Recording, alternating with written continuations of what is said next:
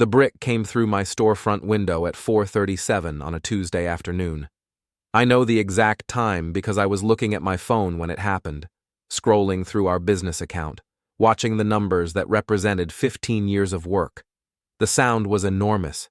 Not just breaking glass, that high, crystalline shriek, but the deeper crunch of safety glass spiderwebbing outward, the percussion of impact, the secondary crashes as display stands toppled. Someone screamed. A child started crying. My wife was standing in the middle of the sidewalk, her arms still extended from the throw, her mouth open in a scream I couldn't hear yet over the ringing in my ears.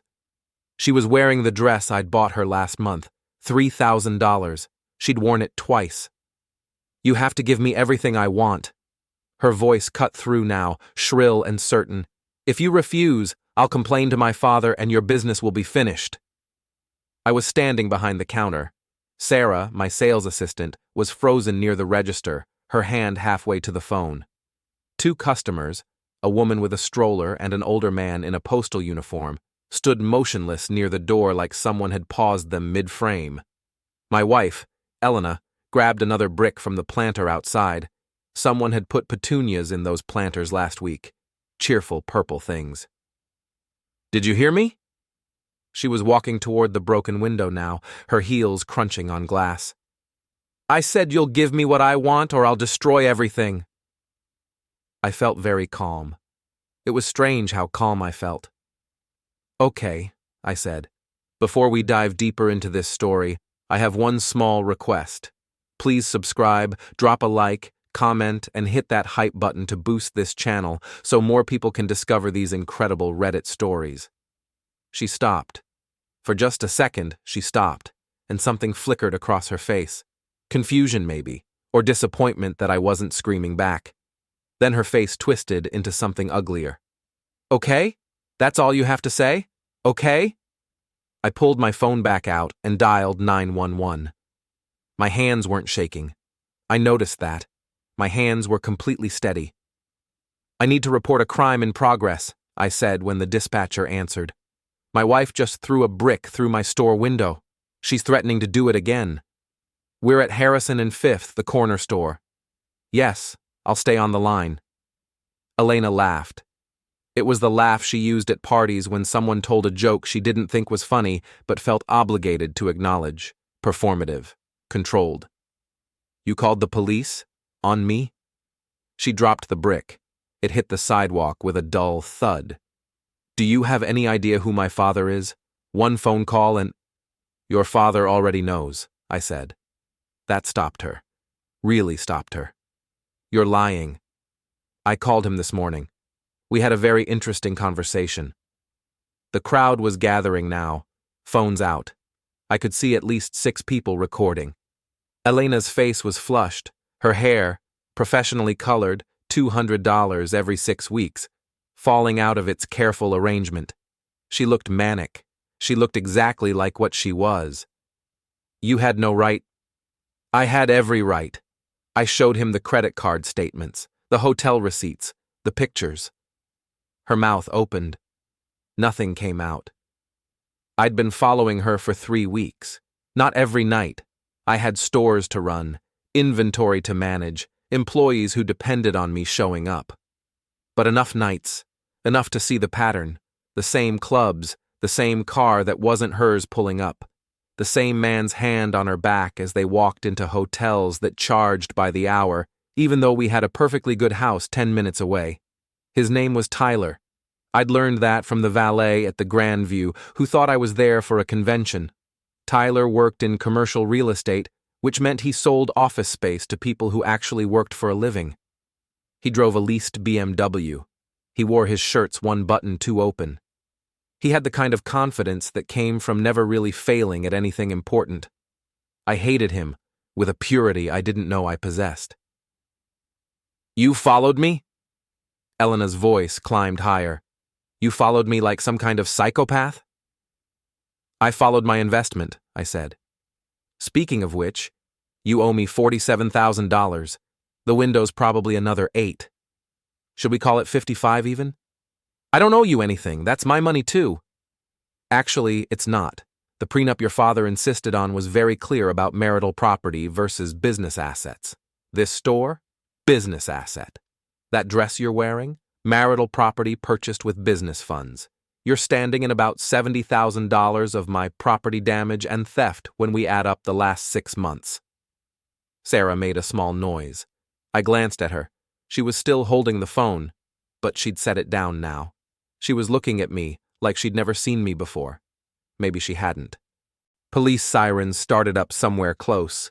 2 blocks, maybe 3. Elena heard them too. Her face changed.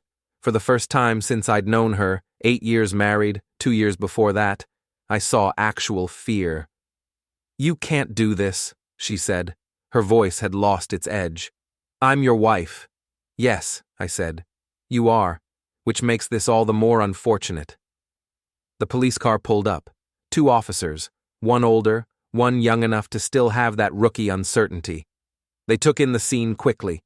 Broken window, woman in expensive dress standing in glass, crowd with phones out, me behind the counter with my arms at my sides. "Who called this in?" the older officer asked. "I did," I said. "That's my wife. She threw a brick through my window and threatened to do more damage." "Sir, is that true?" The officer looked at Elena. She drew herself up. This was her element. Righteous indignation. Performative victimhood. "My husband has been abusing me emotionally for years. He controls all the money, he tracks my movements, I have security footage," I said quietly. "From this afternoon and from the past 3 weeks of her affair. I also have her bank statements showing $47,000 in unauthorized charges. Would you like to see them?" The officer's expression didn't change, but something shifted in his posture. "Ma'am, I'm going to need you to step away from the glass. Do you know who my father is?" Elena's voice was climbing again. "He's friends with the mayor. He donates to the police foundation. One phone call—" "Ma'am, step away from the glass." She didn't move. "Elena," I said. She looked at me. For a second, just a second. She looked like the woman I'd married. Young, uncertain, almost vulnerable. "It's over. You need to go with them." "You bastard." The vulnerability vanished. "You miserable, controlling bastard. I'll destroy you. I'll take everything. My father will—" "Your father's already signed the legal separation papers. They're in my car. He signed them this morning, right before I called the police." That was a lie. I hadn't called the police until she'd thrown the brick. But the papers were real. Her father's signature was real. She'd been his problem for 32 years. I'd given him an exit, and he'd taken it. The younger officer moved forward with handcuffs. Elena stumbled backward, her heel catching on a piece of glass. She would have fallen if he hadn't caught her arm. "This isn't happening," she said. "This isn't real." "Ma'am, you're under arrest for destruction of property and making threats. You have the right to remain silent." Her screaming started then. Real screaming, not the performative kind. The sound of someone who'd never actually faced a consequence, not once in her entire life, suddenly understanding that the rules applied to her too. The crowd was bigger now, maybe 30 people. I recognized some of them, other business owners, regular customers, the woman who ran the coffee shop 2 doors down. They were all recording. By tonight, this would be on every local news site. By tomorrow, it would be viral. Elena's father wouldn't be able to make this disappear. The officers were walking her toward the car now. She was still screaming, still threatening, still invoking her father's name like it was a magic spell that would reset everything. "Sir?" The older officer had stayed behind. "You'll need to file a formal report, and we'll need that security footage." "Of course. I have it queued up. Do you want it now, or should I bring it to the station?" "Station's fine. Tomorrow morning, okay?" "Perfect." He looked at me for a long moment. Cops have a way of looking at you, really looking, past the words and the calm voice to whatever's underneath. "You all right?" he asked. "I'm fine." "You sure? Because from where I'm standing, you just had your wife arrested. Most people would be..." I'm not most people, I said. He nodded slowly. No, I guess you're not. The police car pulled away. Elena's face was pressed against the window, still screaming, though I couldn't hear it anymore. The crowd started to disperse. Some lingered, probably hoping for more drama. Sarah moved to start cleaning up the glass, but I stopped her. Leave it for now. I need to document everything for insurance. Is it true? She asked quietly. About her father? Yes. About the affair? I looked at her. Sarah was 24. She'd been working for me for 2 years. Reliable, quiet, smart enough to handle the register, and wise enough not to ask questions she didn't need answers to, until now. Yes, I said. She nodded, picked up a piece of glass anyway, carefully, and dropped it in the trash. Then she got what she deserved. I didn't answer that. Couldn't, really, because the truth was, Elena hadn't gotten anything yet. This was just the sound of breaking glass. The police station smelled like burned coffee and floor cleaner, and something else I couldn't identify. Defeat, maybe. The specific kind of exhaustion that came from processing the same domestic disputes and DUIs and petty thefts day after day. I sat in a plastic chair that was bolted to the floor and filled out forms. Property damage, estimated value, prior incidents. I left that blank. Relationship to perpetrator. I wrote spouse, and the word looked wrong somehow. The older officer from yesterday, his name was Patterson, came out 20 minutes later with a manila folder. Your wife made bail 2 hours ago, he said. I nodded. I'd expected that. Her father wouldn't let her sit in a cell overnight, no matter how angry he was.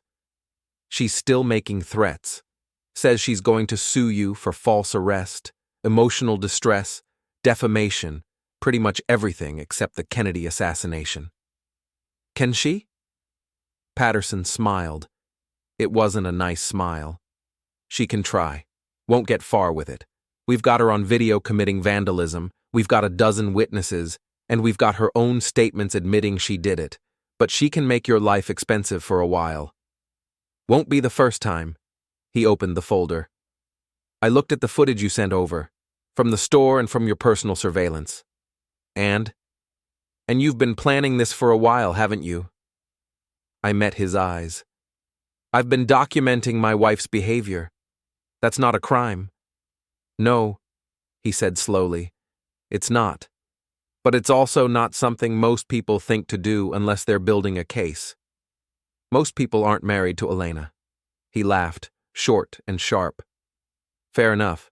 Look, off the record, you've got enough here to bury her in divorce court, the affair, the spending, the destruction of property. Any judge is going to side with you. I know. So why drag it out? Why not just file and move on? I looked past him to the wall of mugshots behind the desk. 30 years of bad decisions, frozen in badly lit photographs. Because moving on implies I'm the one who needs to change position, I said. I'm not. She is. Patterson studied me for a long moment. Then he closed the folder and slid it back under his arm. You want my advice? Take the win and walk. I've seen this before. It never ends clean when someone wants revenge. I don't want revenge, I said. And it was true in a way. Revenge implied emotion, heat. This felt colder than that, more like accounting. I just want consequences to mean something again. He didn't answer, just nodded and walked back through the security door. I drove back to the store. It was 4 p.m, prime shopping hours, the time when parents stopped by after work to pick up supplies before dinner, the time when I'd normally see 15 or 20 customers an hour. Today there were 3 people inside and a news van parked across the street. Sarah was behind the counter looking uncomfortable as a reporter with a microphone gestured at the still broken window. I'd called a glass company that morning, but the earliest they could come was Friday. Mr. Harrison. The reporter turned when I walked up. She was young, eager, wearing too much makeup for daylight. Can you comment on yesterday's incident? Is it true your wife attacked your store? No comment, I said. Is it true she was having an affair? No comment. Will you be filing for divorce? I stopped, looked at her, really looked. Yes, I said. Now if you'll excuse me, I have a business to run. I walked past her into the store. Sarah looked relieved. They've been here since noon, she said. I didn't know what to tell them. Nothing. You tell them nothing. If they come back, call the police for harassment. Okay. She hesitated. Are you really filing for divorce? Yes. Good. I looked at her. Good? She flushed. I'm sorry. I know it's not my business. She was never nice to you, even when she came to the store parties. She always acted like... She stopped. Like what? Like you were beneath her. I smiled. Couldn't help it. She thought everyone was beneath her. It wasn't personal. Still. The afternoon dragged. News of the incident had spread. Social media, local news, the mysterious way that gossip traveled through neighborhoods like electricity through copper wire. Some people came in to shop. More came in to stare. I caught 2 teenagers taking selfies in front of the broken window. By 6 o'clock, I was ready to close early. Then my phone rang. Hello? It's me. Elena's voice. Rough, like she'd been crying or screaming or both. What do you want? I want to come home. I almost laughed. No. It's my home too. Actually, it's not. The house is in my name. Purchased with business assets 3 years before we married. The prenup is very clear. I don't care about the prenup. Her voice cracked. You can't just throw me out. I have rights. You have a jail cell with your name on it if you come near my property. Silence. Then, I hate you. I know. My father says... She stopped. What does your father say? He says I need to apologize. To you, to everyone. He says I need to get a job and pay for the damage myself. I let that sit for a moment. Savored it. That sounds like good advice, I said. I'm 32 years old. I don't have a job. I've never had a job. What am I supposed to do, work retail? That's what I do, I said. It pays pretty well if you're not spending $47,000 on things you don't need. You bastard. You said that yesterday. Try to be more creative. She hung up. I stood there holding the phone, feeling something dark and satisfied curl in my chest. Sarah was watching me from the counter. Was that her? Yes. Is she coming here? No. She relaxed slightly. What are you going to do now? Good question. What was I going to do? I documented everything, filed police reports, contacted a lawyer, set the legal machinery in motion. The divorce would be ugly but straightforward.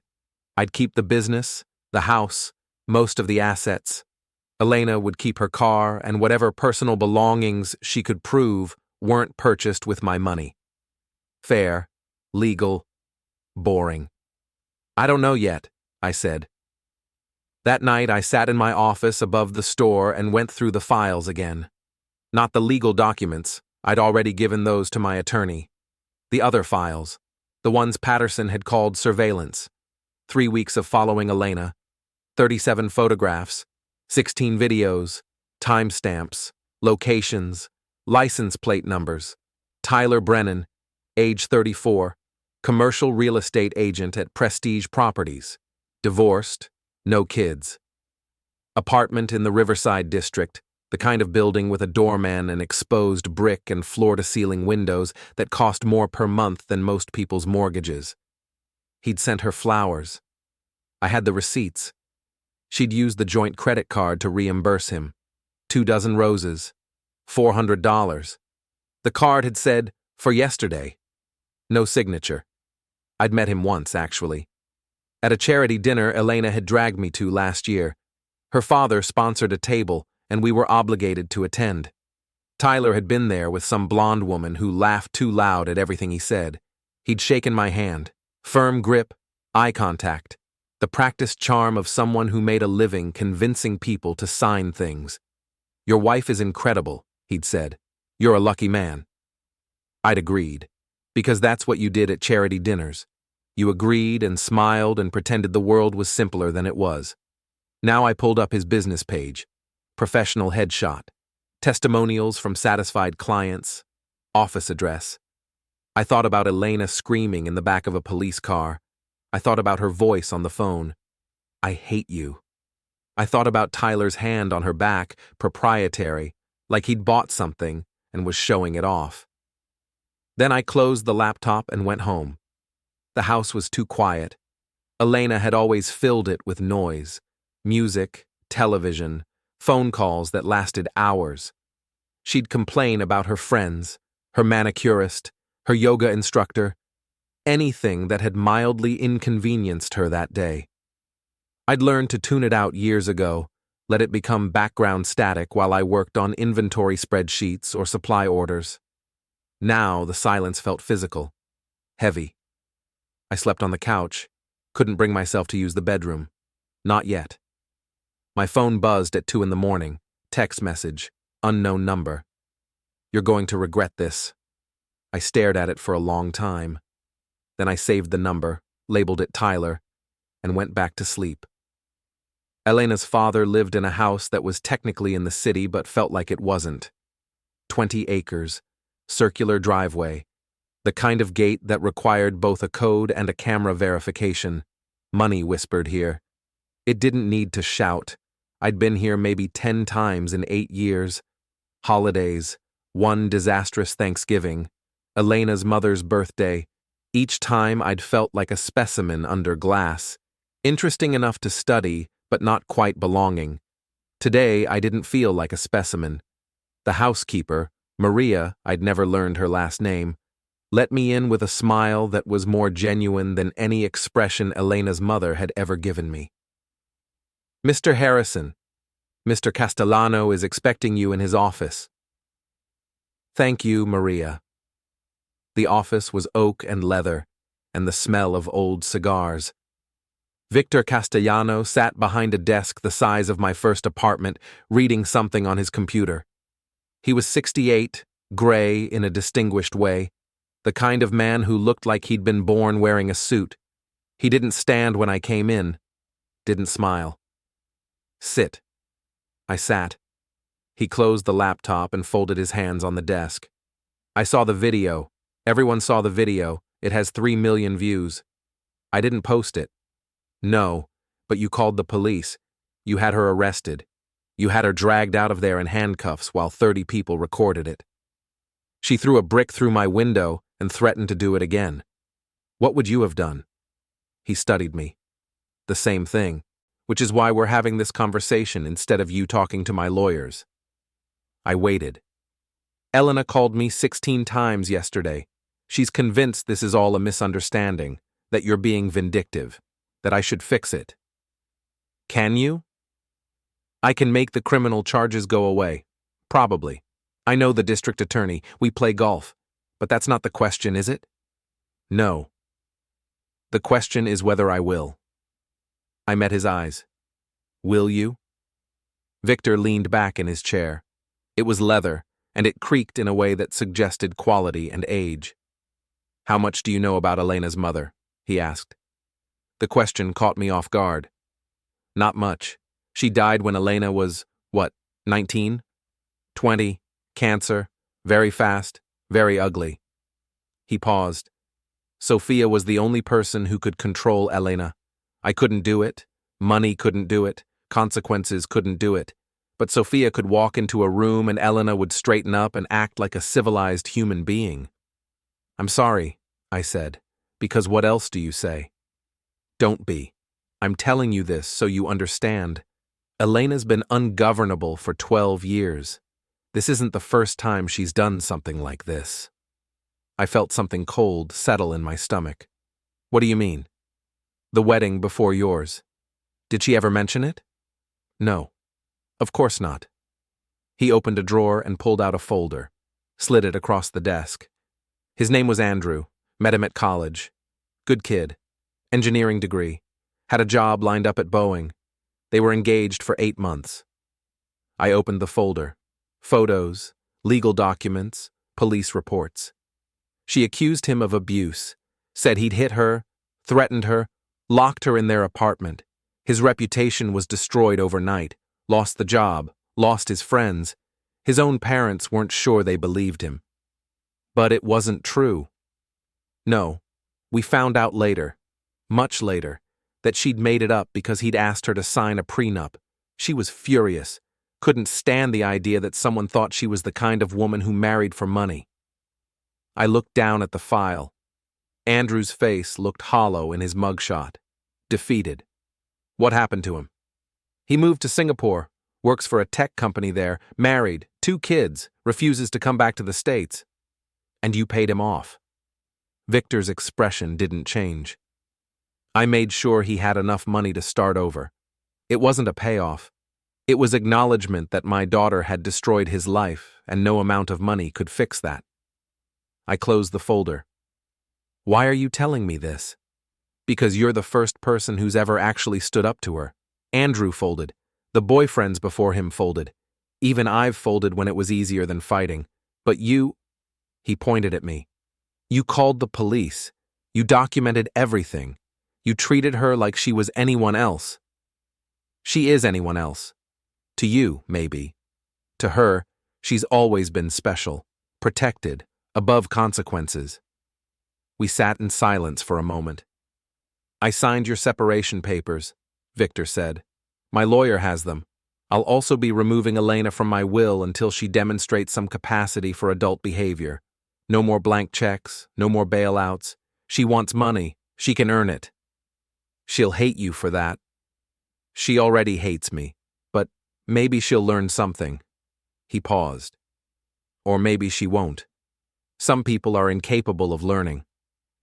What about her mother? I asked. Elena's mother, not Sophia. He looked confused. Elena's mother was Sophia. I meant her biological mother. Victor's face went still. Who told you Elena was adopted? No one. But she doesn't look like you. And you just told me Sophia could control her, not that she loved her. Control is what you do with acquisitions, not daughters. For the first time since I'd known him, Victor Castellano looked impressed. Sophia couldn't have children. We adopted Elena when she was 3 months old. Private adoption, expensive, clean paperwork. We never told her. Why not? Because Sophia wanted her to feel like she belonged, completely. No questions, no doubts. He closed his eyes briefly. It didn't work. Elena always felt like something was wrong, like she was performing a role that didn't quite fit. We thought telling her would make it worse. Maybe it would have made it better. Maybe. He opened his eyes. But we'll never know now. I stood. Thank you for meeting with me. Thank you for being honest. Most people lie to me. It's exhausting. At the door, I stopped. The file on Andrew, can I keep it? Why? Because I want to know what I'm dealing with, completely. Victor nodded slowly. Take it, but be careful. Elena's not done yet. She'll come at you again. Harder this time. I know. Do you? Because most people don't understand what it's like to be hated by someone who has nothing to lose. It's not like regular anger. It's not even like revenge. It's existential. You took away her power to avoid consequences. To her, that's the same as taking away her existence. I thought about that as I drove away from the house. The file sat on my passenger seat like something radioactive. By the time I got back to the store, I'd made a decision. Sarah was working late, organizing stock in the back. I found her counting boxes of electrical tape. Can I ask you something? I said. She looked up. Sure. The night she threw the brick. What did you think of me? She blinked. What do you mean? Did I seem angry, scared, anything? No, you seemed calm. Exactly, I was calm. Too calm, maybe. Is that a bad thing? I don't know yet. She set down the clipboard. Can I ask you something? Sure. What are you planning? I looked at her. 24 years old, steady job, good instincts, probably a future somewhere better than a corner store. Nothing illegal, I said. That's not the same as nothing. No, I agreed. It's not. She held my gaze for a moment. Then she picked up the clipboard again. If you need help, not with anything illegal, but if you need help with the legal stuff, let me know. I'm good with paperwork. Why would you help me? Because she was mean to me. Every time she came in here, she acted like I was furniture, like I didn't matter. And that's enough? To get involved in someone else's divorce? Sarah smiled. It was a small smile, sad around the edges. My mom went through a bad divorce when I was 15. Her husband, my stepdad, he took everything. House, savings, even her car. And she let him because she was too tired to fight, too beaten down to care. I swore I'd never let anyone do that to me. Elena's not taking anything from me. No, but she tried to, and you stopped her. That matters. I didn't know what to say to that. Later, sitting in my office, I opened the file on Andrew again, read through the police reports, the accusations, the way Elena had played victim so convincingly that even seasoned detectives had believed her. There was a photo at the back, Andrew and Elena together, before everything fell apart. They looked happy, young. He had his arm around her shoulders, and she was laughing at something off camera. I'd never seen her laugh like that, not once in 8 years. My phone buzzed. Text message from Elena. We need to talk. I deleted it. 5 minutes later, another message. Please. I'm sorry. I didn't mean any of it. I almost deleted that one too. Almost. But then I thought about Victor's words. She'll come at you again. Harder this time. And I thought about the file, about Andrew in Singapore, about Sofia Castellano controlling her adopted daughter through sheer force of will. I typed back, tomorrow, your father's house, noon. Her response came immediately. Okay. I turned off my phone and sat in the dark office, listening to the sounds of the store closing below me. I wasn't planning revenge yet. I was just clearing the ground. But the foundation was there. Solid, patient, waiting for the next brick.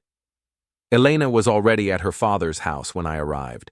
She was sitting in the conservatory, all glass and imported plants and furniture that cost more than most people's cars. She looked smaller somehow, diminished, like someone had turned down the volume on her. She didn't stand when I walked in. Thank you for coming, she said. Her voice was different too, quieter, rehearsed. I sat across from her, waited. I've been thinking a lot about what happened, about what I did. She looked down at her hands. I was wrong. I was angry and scared, and I took it out on you in the worst possible way. Okay. She looked up. That's all you're going to say? Okay? What do you want me to say? That I forgive you? That we can go back to how things were? I don't know. Something. Anything other than that word. I leaned back. The chair was uncomfortable. Deliberately, I suspected. Victor's conservatory wasn't designed for long conversations. You threw a brick through my window. You threatened to destroy my business. You've been stealing from me for months. You've been cheating on me. And now you want me to give you something more than okay? I wasn't stealing. It was our money. The prenup says otherwise. She flinched. I didn't read the prenup. My father just told me to sign it. That's not my problem. God, you're cold. She stood, paced to the window. Do you know what it's been like, being your wife? Tell me. Boring, soul-crushing, boring. You work 70 hours a week. You never want to go anywhere or do anything. You're perfectly content to sit at home and read inventory reports. I built a business, 3 stores, 17 employees, 6 figures a year in profit. Yes, I work hard.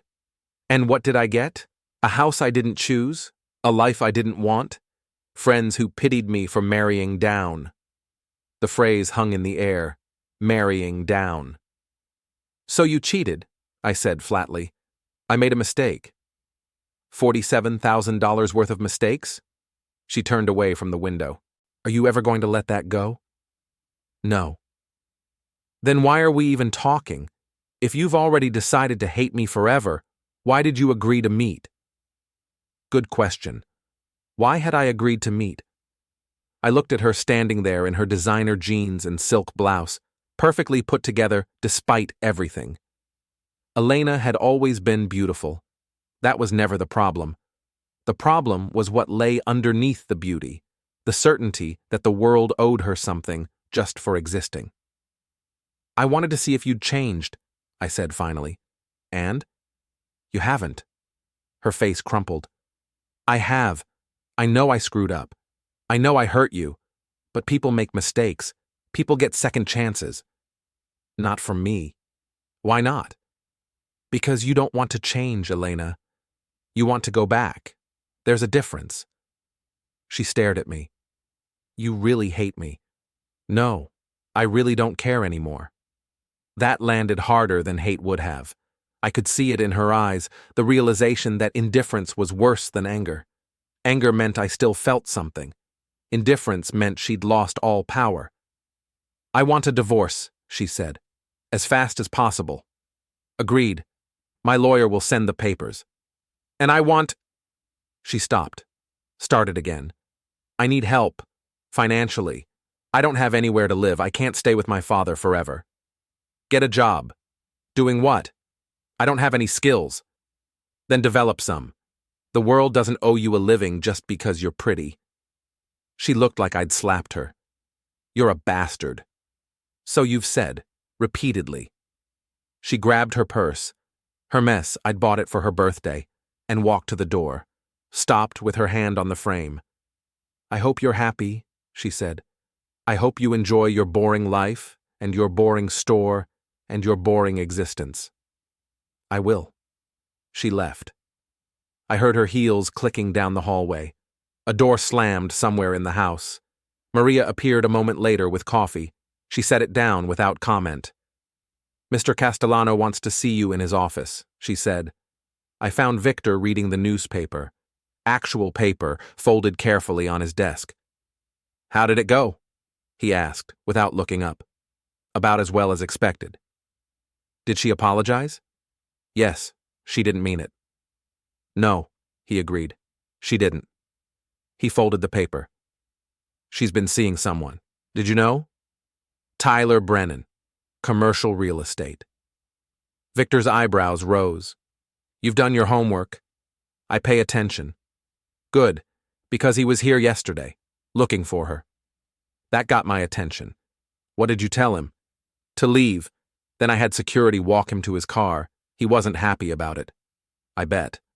He seems to think Elena and I have some kind of understanding, that I'll take care of any problems that arise from their relationship. Will you? No. Victor opened a drawer and pulled out a photograph, slid it across the desk. But I thought you should see this. The photo showed Tyler and Elena together at some outdoor cafe. They were laughing. Her hand was on his arm. But that wasn't what made my chest tighten. In the background, partially hidden behind a newspaper, was another man, older, watching them. Who's that? I asked. Private investigator. I hired him 3 months ago when Elena started acting strange, secretive. You knew. I knew something. I didn't know what until I got his report.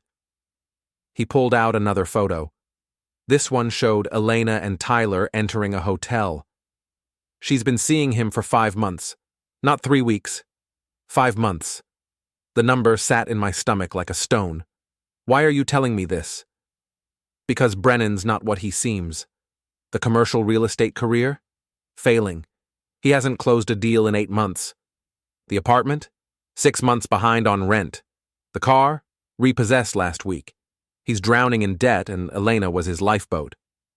Until I cut the rope. Exactly. I looked at the photos again. Where is he now? I don't know. But if I had to guess, trying to figure out how to salvage his situation. And that makes him unpredictable. Unpredictable how? Victor met my eyes. Men who are drowning make desperate choices. I'd watch your back. I drove from Victor's house to the store thinking about desperation, about Tyler watching his comfortable life collapse, about Elena realizing that consequences were real, about what people did when the world stopped making sense. The store was busy. Friday afternoon always was. Sarah was helping a customer with light fixtures when I walked in. She caught my eye and nodded toward the office. "Someone's waiting for you upstairs." My first thought was Elena, or Tyler. I took the stairs slowly, listening, but it was neither. A man sat in my office chair, wearing jeans and a leather jacket and the kind of confidence that came from not caring what anyone thought. He was maybe 40, lean and weathered, with a scar that ran from his left eyebrow to his cheekbone. "Mr. Harrison," he said, "we need to talk." "Who are you?" "Name's Jack. I work for Mr. Castellano." "Doing what?" "Problem solving." He stood, gestured to the chair. "Sit. This won't take long." I stayed standing. "What kind of problems?" "The kind that involve Tyler Brennan and your wife, or ex-wife, whatever we're calling her now." "I'm listening." "Brennan's been making calls, asking about you, your business, how much it's worth, who owns what. He's looking for leverage." "Let him look. There's nothing to find." "Maybe, but he's also been talking to some people I know. People who solve problems in ways that don't involve lawyers." That got my attention. "What kind of people?" "The kind who break things, including people." I sat down. "He wants to hurt me. He wants to scare you, make you back off, let Elena come back to him with access to your money. It's a bluff, probably, but bluffs can turn real when people get desperate enough." "What do you suggest?" Jack smiled. It wasn't comforting. "I suggest you let me handle it. Quietly, professionally. No police, no paperwork, just a conversation between men who understand consequences." "What kind of conversation?" "The kind that makes him reconsider his life choices." I thought about Elena's face in the conservatory, about Tyler's hand on her back, about the text message at 2 a.m. "You're going to regret this." "How much?" I asked. "Nothing. Mr. Castellano's covering it. Consider it a wedding gift. Late, but better than the espresso machine Elena registered for." Despite everything, I almost laughed. "Okay," I said, "but I want to be there." Jack's smile faded. "That's not how this works." "Then make it work. I want to see his face when you have your conversation." He studied me for a long moment. "You sure about that?" "Yes." "All right.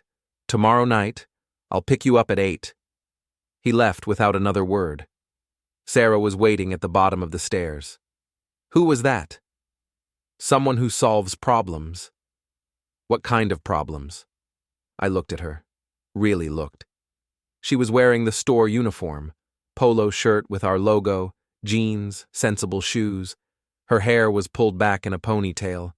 She looked young and capable and completely out of place in whatever was about to happen. "The kind you don't want to know about," I said. She nodded slowly. "But you do." "Yes." "Why?" "Because I was tired of being the victim. Because I wanted to see Tyler's face when he realized he'd miscalculated.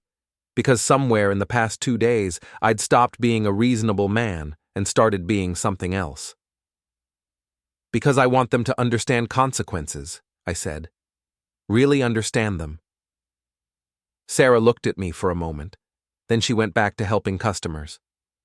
That night I couldn't sleep. I lay in the dark house thinking about tomorrow, about Jack and his scar and his casual mention of people who break things, about Tyler, about what conversation actually meant. My phone buzzed at midnight. Message from Elena. "Tyler says you threatened him. Is that true?" I stared at the screen, typed back, "I haven't talked to Tyler, but I'm about to." Her response came immediately. "What does that mean?" "It means stay away. Both of you." "You can't threaten people. I'll call the police." "Go ahead. Explain to them why your boyfriend's making inquiries about ways to hurt me. I'm sure they'll be fascinated." No response. I set the phone down and closed my eyes. Tomorrow would be interesting. Jack picked me up at 8 sharp in a black SUV that had tinted windows and the kind of silence that suggested soundproofing. "Where are we going?" I asked. "Brennan's apartment. Well, former apartment. He's been staying at a motel since the eviction." "How do you know?" "I know everything, Mr. Harrison. That's my job." We drove through the city as evening turned to night, past the business district with its lit windows and late workers, past the neighborhoods where people lived normal lives, past the edge where things got complicated. The motel was exactly what I'd expected. Neon vacancy sign, parking lot with more potholes than spaces, the kind of place where you paid cash and nobody asked questions. "Room 16, Jack said. "He's there now, I checked." "What's the plan?" "We knock, we talk, we leave. Simple. And if he doesn't want to talk?" Jack's smile returned. "He'll want to talk." We walked to room 16. The door was blue paint over metal, scratched and dented from years of rough use. Jack knocked. Silence. He knocked again, harder. "Go away," Tyler's voice, muffled, frightened. "Mr. Brennan, open the door. We're here to talk." "I don't have anything to say." Jack looked at me, raised an eyebrow. I nodded. He kicked the door. It flew open. Cheap lock, cheaper frame. Tyler was sitting on the bed with his phone in his hand. He looked like he'd aged 10 years in 2 days. Unshaven, unwashed. Eyes red from lack of sleep or crying or both. "You can't just..." He saw me, stopped. "You." "Me," I agreed. Jack closed the door behind us, or tried to. The frame was too damaged. He wedged a chair under the handle instead. "What do you want?" Tyler's voice cracked slightly. "I want to understand something," I said. "What exactly did you think was going to happen?" "I don't know what you're talking about." "Yes, you do. You and Elena. The affair, the spending, the plan to..." "What? Marry her after she divorced me? Live off my money?" "It wasn't like that." "Then what was it like?" He looked at Jack, at me, at the door that wouldn't open. Calculation and fear warred on his face. "She said you were abusive, that you controlled everything, that she needed help getting away from you. And you believed her. Why wouldn't I? She had bruises, she cried. She showed me text messages where you..." "I've never hit my wife. I've never threatened her. Every text I've ever sent her is available to law enforcement if needed." I stepped closer. "What bruises?" "On her arms. Her wrists. She said..." He stopped, reality dawning. "She did them herself." "Probably. Elena's creative when she needs to be." Tyler slumped. "I'm such an idiot." "Yes," I agreed. "But that's not why we're here." "Then why are you here?"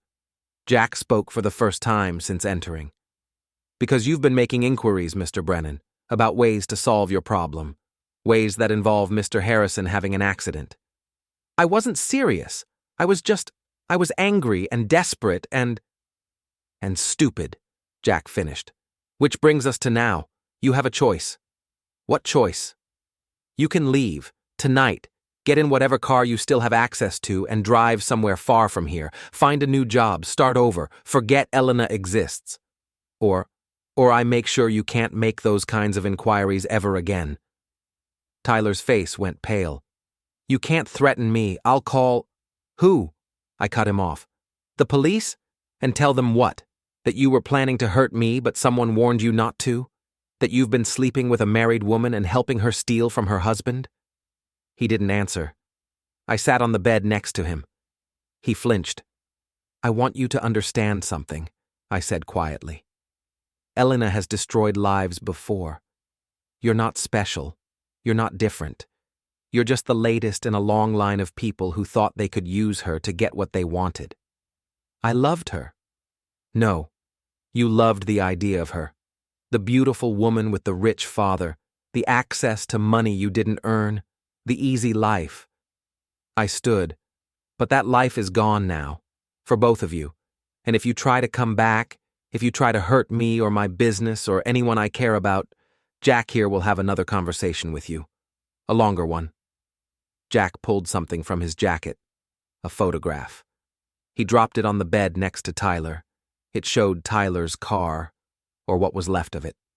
Every window smashed, tires slashed, paint keyed so deeply the metal showed through. That happened tonight, Jack said. About an hour ago, while you were here. Funny how that works. Tyler picked up the photo with shaking hands. This is my car. Was your car. Now it's a lesson. You can't. I can. I have. I will again if needed. Jack moved to the door. You have until morning to be gone. After that, the lesson gets more personal. We left him there, holding the photograph, looking like a man who'd just watched his world collapse. In the SUV, Jack said, You wanted to see his face. Did you get what you needed? Yes. Feel better? Did I?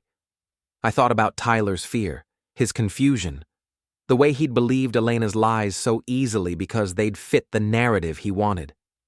No, I said, but it needed to be done. He dropped me at my house without another word. Inside, the silence was different now, not empty, just quiet. My phone rang at 11. Elena. I almost didn't answer. What? Tyler's gone.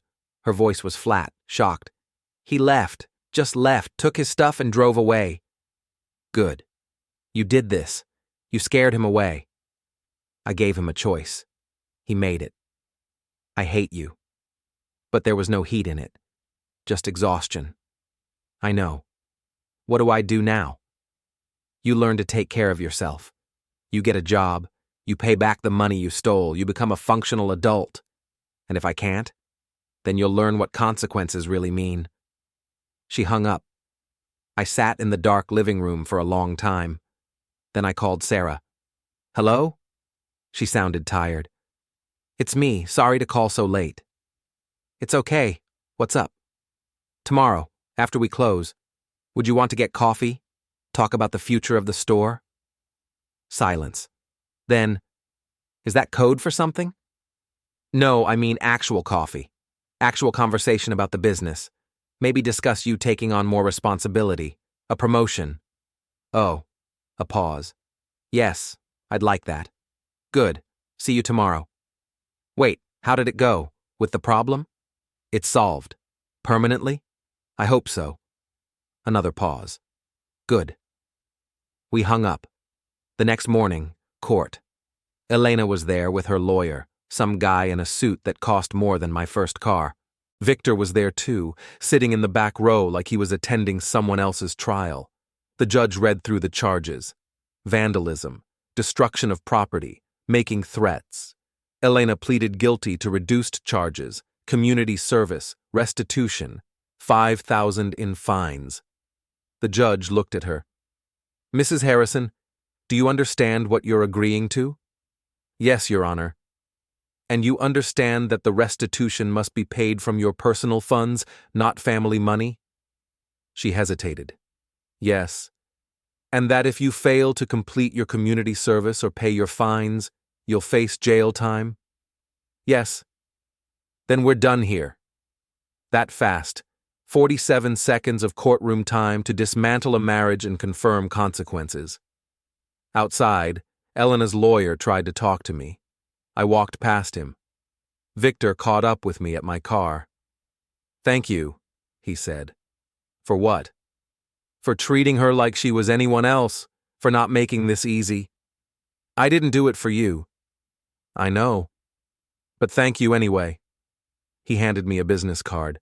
If you need anything at all, call that number. I won't need anything. Maybe not, but keep it anyway. I drove back to the store. It was Friday afternoon again. 1 week since the brick, since everything changed. The new window was installed. No cracks, no evidence anything had ever broken. Sarah was behind the counter, helping a customer. She looked up when I came in. Smiled. How was court? Quick, she pleaded guilty. Good. The customer, older woman, buying batteries, looked between us. Are you two talking about that woman who threw the brick? I saw the video. Yes, ma'am, Sarah said smoothly. All resolved now. Well, good. She seemed like trouble. The woman left. Sarah turned to me. So, coffee later? Yes. After close. It's a date. She paused. Not a date, a business meeting date.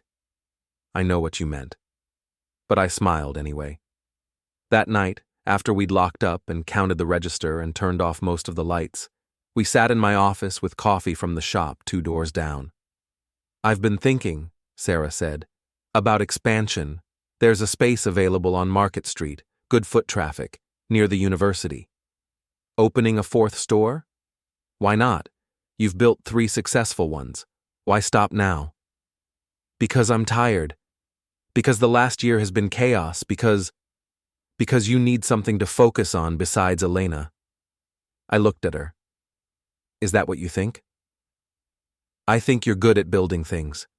And I think you need to build something new before the old stuff consumes you. She wasn't wrong. I'll think about it, I said. Good. She stood, hesitated. Can I ask you something personal? Sure. Are you okay? Really okay? Because you've been calm through all of this. Too calm. And sometimes that means, I'm fine. Are you? I thought about Tyler's face, about Elena in the police car, about Victor's folder and Jack's scar and the photograph of a destroyed car.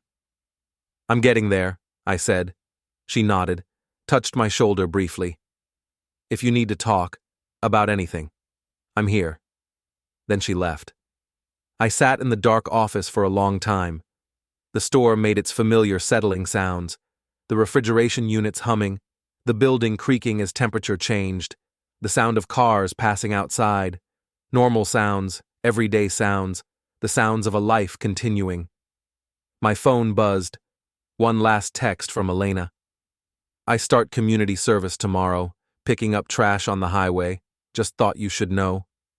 I stared at it, typed back, okay. Then I turned off my phone and went home. The house was still quiet, still empty, but it felt different now, not lonely, just mine. I made dinner, cleaned up, read for an hour. At 11 I got ready for bed. As I was turning off the lights, I saw it. A small envelope on the kitchen counter. I'd missed it earlier. Inside was a note, Elena's handwriting. I don't know if I'll ever understand why you did what you did, but I'm starting to realize I deserved it. I'm sorry for everything. E. I read it twice, then I threw it away.